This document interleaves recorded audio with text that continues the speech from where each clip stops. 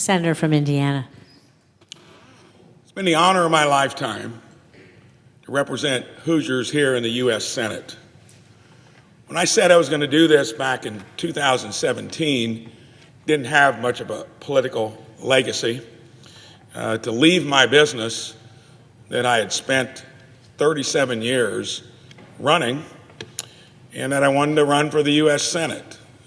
Everybody said, fool's errand, couldn't be done. But there were a lot of Hoosiers wanting the system to be shaken up a little bit. And when I interpreted, I think, what politics was doing back in 15 and 16, I crafted that unusual idea that it could be done even when you've made most of your life in the trenches in the real world. I was told when I got here, freshman senators are not to be heard, maybe seen, sit back, learn the ropes. Well, that wasn't going to work for me because I had already put myself into a corner because I said I wouldn't do it more than 2 terms. That's unusual. Everyone says it. They get amnesia, and then you know the rest of the story. I've been so proud of what we've done here in these 6 years, what we've done for Hoosiers, and when I tell you about some of the things that can be done, I think you're going to be amazed. I put together a staff that came here mostly from Indiana, and their goal was to get things done, get it across the finish line. And sure, proud to have been named the most effective first-term Republican senator, 6th most effective in our caucus generally in the last Congress, probably close to that again in this one. But all of us here know that we get the credit for it, and it's your staff that does all the heavy lifting.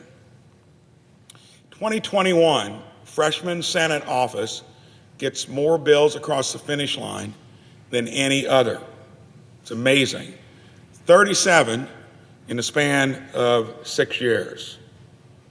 Again, that's why the Center for Effective Lawmaking singled out our office as being most impactful in areas like healthcare, education, and agriculture.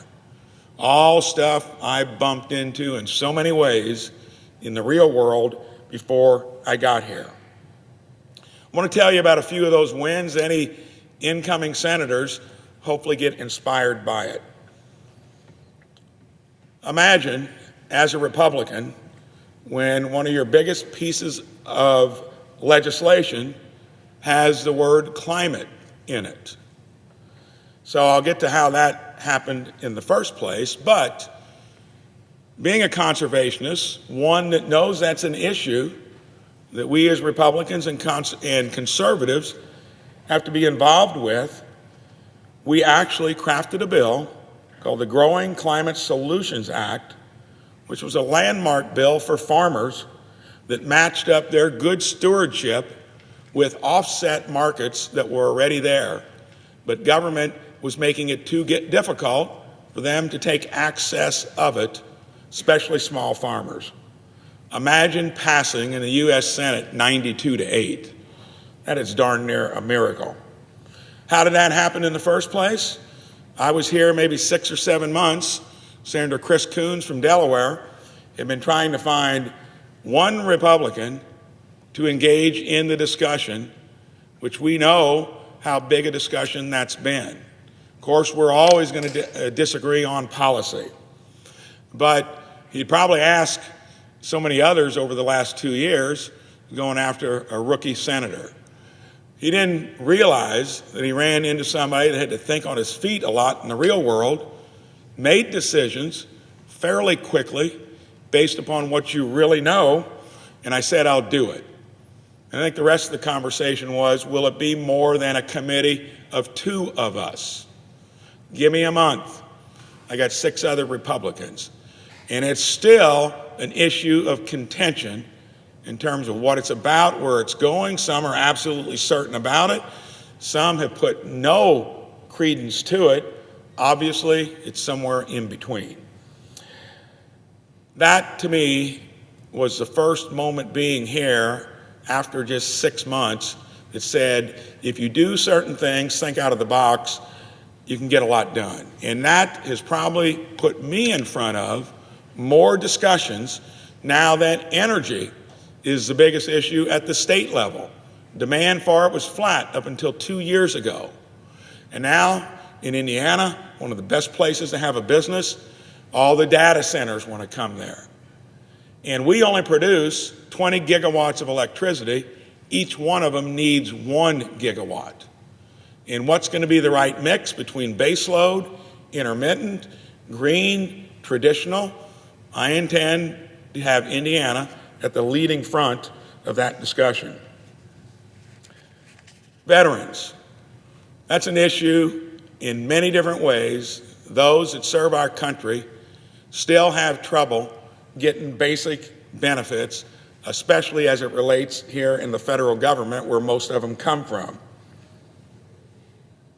They told us back home in Indiana that to get claims information through the mail or driving to a regional location was clumsy, even through the mail, logistically impossible when you had to travel sometimes 2 hours to get basic checkup.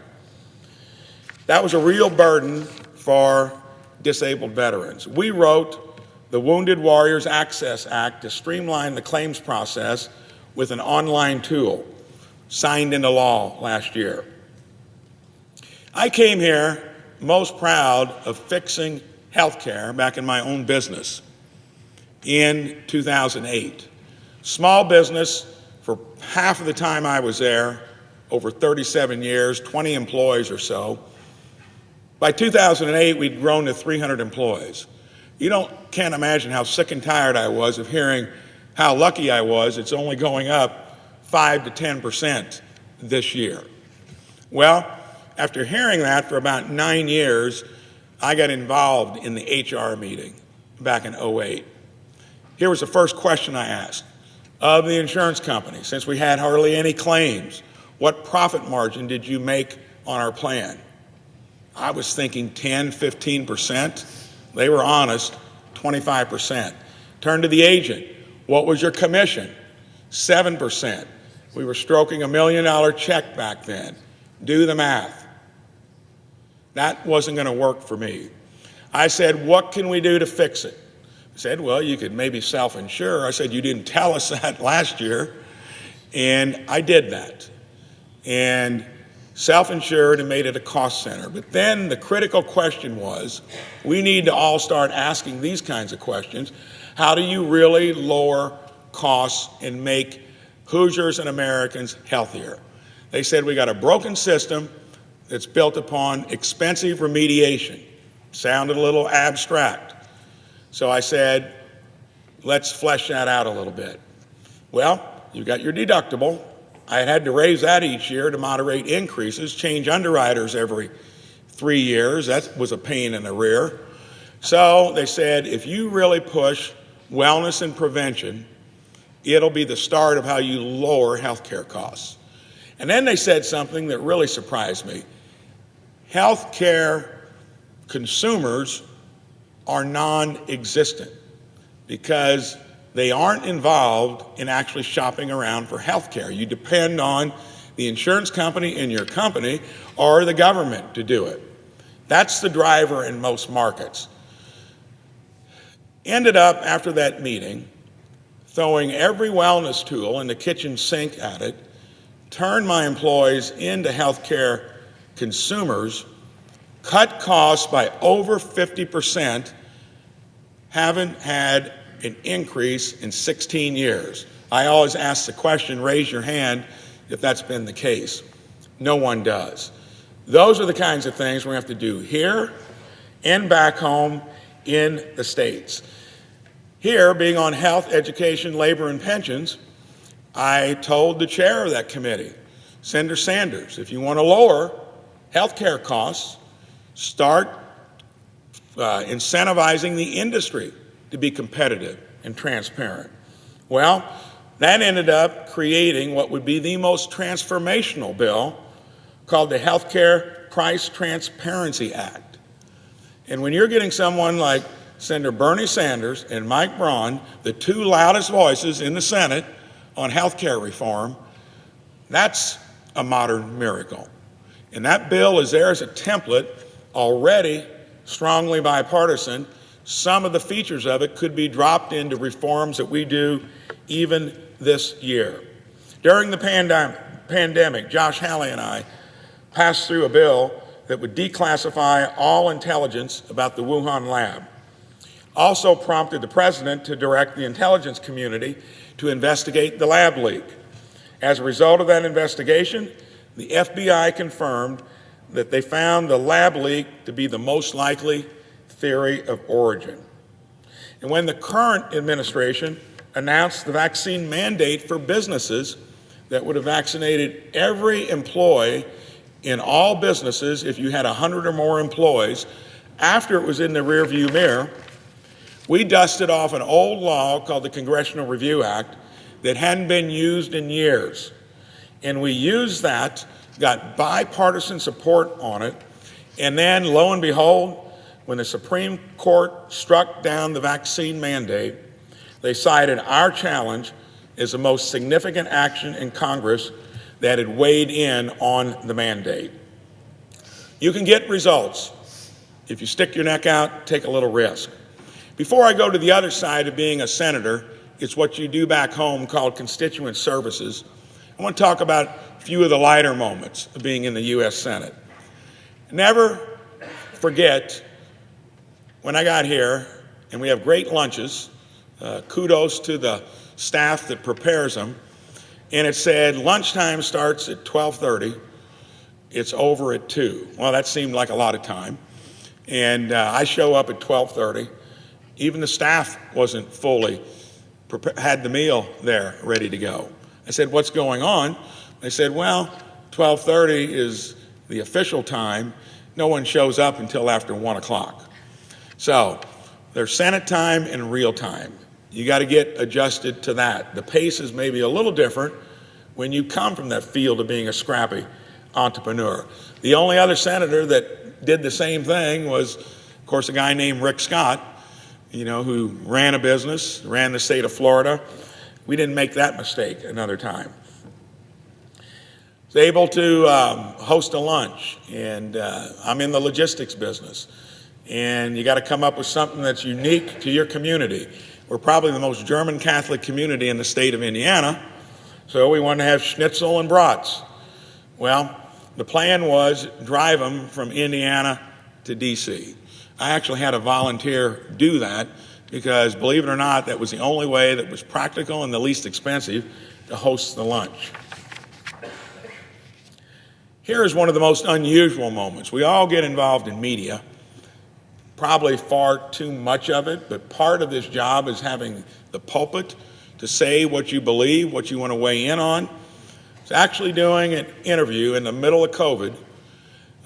Can't remember which network, but all of a sudden, a minute into about a 7-minute interview, the cameraman goes down. Literally, I thought the camera or the light stand was coming at me, and the interview continued. My wife was watching it at home and thought we had a mini earthquake here. So, I remember one of the other cameramen said, I've never seen anything like that in the U.S. Senate, and the story wasn't over. About a minute before the interview was over, he starts to dust himself off. He'd been out for 4 minutes, grabs the camera stand or light, and I thought this time it's coming at me. And I didn't know what I was going to do, although he went down again, and we completed the interview. Of course, I was worried about what happened. Ambulance came, and we were lucky in that case it was dehydration. But imagine being in a pickle like that. We got through it.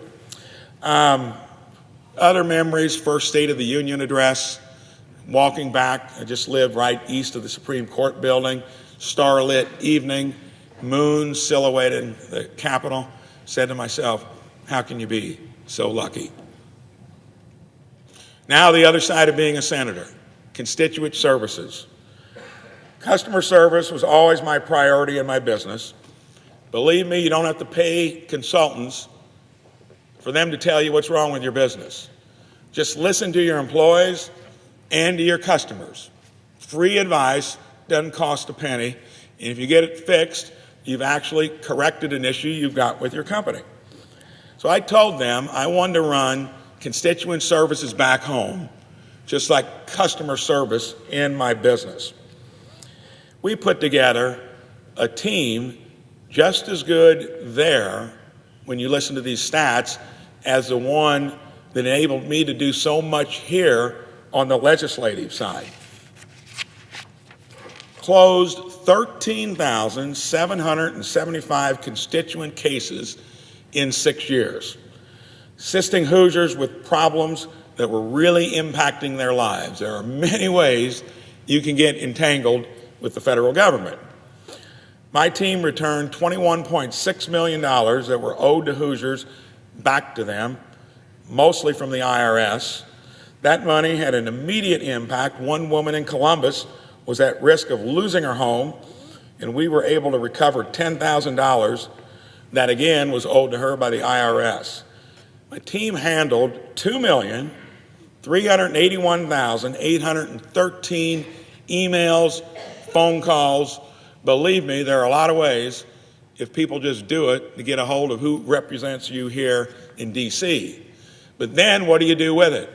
We put a metric in that if those weren't handled within a certain number of days, it set off an alarm. Unbelievable constituent services, 1,500 hours of mobile office hours. When they reached out, we found the solutions. One Hoosier's family, their mother's ashes were lost at a post office facility, couldn't be located. We secured an inspector general audit of the post office to make sure that that never happens again. Family of an Indiana soldier killed in Vietnam didn't get the Silver Star. Been a long time. We recovered that for them. My team cut through the red tape and delivered that medal to its family. It had been 50 years they were trying. As proud as I am of the legislation passed and the constituent services that we gave, I'm also proud of sounding the alarm for what I think is our biggest issue impacting our country. To be honest, it's been like talking to the side of my barn back home. I learned what it was about to make ends meet because your tail was on the line running a small business. I'm optimistic since we do so many great things in this country, but the incentives have been so strong to go the opposite way that hopefully we can change the direction that in my mind will bankrupt the country. And it's been from both sides of the aisle. It's been where we've just expected too much out of this place. We need to focus on doing a few things better. Show you the magnitude. 6 years ago, $18 trillion in debt. In 6 years, we've doubled it. We borrow $1 trillion every 6 months, and that's the interest that we pay on our debt now every 6 months as well. We actually borrow $2 trillion a year. This spending spree has had a real effect on the American people. We've got inflation, rising interest rates, and a projected debt that's going to be $56 trillion in 10 years. Any of you good at math, that gets geometrically more difficult to get out of that hole being dug that deep. I had a business, first 17 years, where the office was in a mobile home, got introduced out here, had his office in a double wide. I said it was a used single wide. That was my first and only opportunity of doing what I wanted to do. Well, the overhead was so low, you almost had to stoop to get in the door, figuratively speaking, but I learned a lot of valuable lessons. In the real world, you got to live within your means. Borrowing money from our kids and grandkids is not a business plan that's going to work. How do we turn things around? The best thing, we are not flying blind here. There's an instruction manual. It's called the Constitution, especially the 10th Amendment. As the federal government has struggled, the states have been a laboratory for how you fix things. That's where the innovation is going to come from in the next decade. And I'm so excited to lead that charge back home in Indiana. It was so hard to get here in the first place. The question I get asked most, why wouldn't you stay? Well, I kind of explained that a little bit earlier, that I believe in term limits, and it was an either-or choice. Either run for governor or serve another term here. I'm not going to lose sight of what I've been a part of. But I do feel I've made the right choice. And on this entire journey, couldn't have done it without my life partner, Maureen, married 48 years ago. Never get that number wrong, even if it's off by a year. At our wedding, I'll never forget, everyone, as they passed me and got to her, I was trying to listen if anyone said that she was lucky, because I was first, and everyone, without exception, said how lucky I was. Well, I just couldn't resist. After we got out of the line there at church, maybe later that evening, I said, "Dear, were there any people that told you you were lucky?" And in a very diplomatic way, she said there were a few. I've been blessed beyond all measure there. I've had a family that has been great. 3 of the 4 kids work in, run the business I ran for 37 years. 3 of my 7 grandkids are right up there. Michael, Kate, and Julia. Jason, one of my 4 kids. You know, I've been blessed beyond measure when you look at all of that. And then the thing I talk most often about is faith, family, and community. And in that broader scope, how we were so lucky to be dropped into a place called Jasper, Indiana, that to me is something you'll never figure out. I'm just thankful when I ended up having one of the best MBAs in the country and was headed to Wall Street, and we talked about, do we want to do it when we wanted to raise a family? I took the first entrepreneur's course there. She already wanted her own business. Didn't seem like Wall Street was going to work out. Well, we moved back home. Best job I could find, it was over an 80% pay cut. If we hadn't done that, almost certain wouldn't be here this afternoon doing a farewell speech in the U.S. Senate. I tour all 92 counties each year. I've offered open office hours, schedule into it on Fridays. Hoosiers, I'll be doing that as your next governor as well. Hoosiers are some of the most good-hearted, hardworking people in the world. And it's been my honor to serve you here. And to all my colleagues here in the Senate, thank you for your friendship and the honor of serving alongside you in this esteemed body, not to mention all the precious memories I'll take back to Indiana. And I'll part on this, because I've spent so much time sitting in that seat as the presiding officer at the most inconvenient time each week, Thursday afternoon from 3 to 6. Well, you're pretty well the lone soldier by then. You're going to get into wrap-up. Rick Scott was the only one that had poorer seniority than me.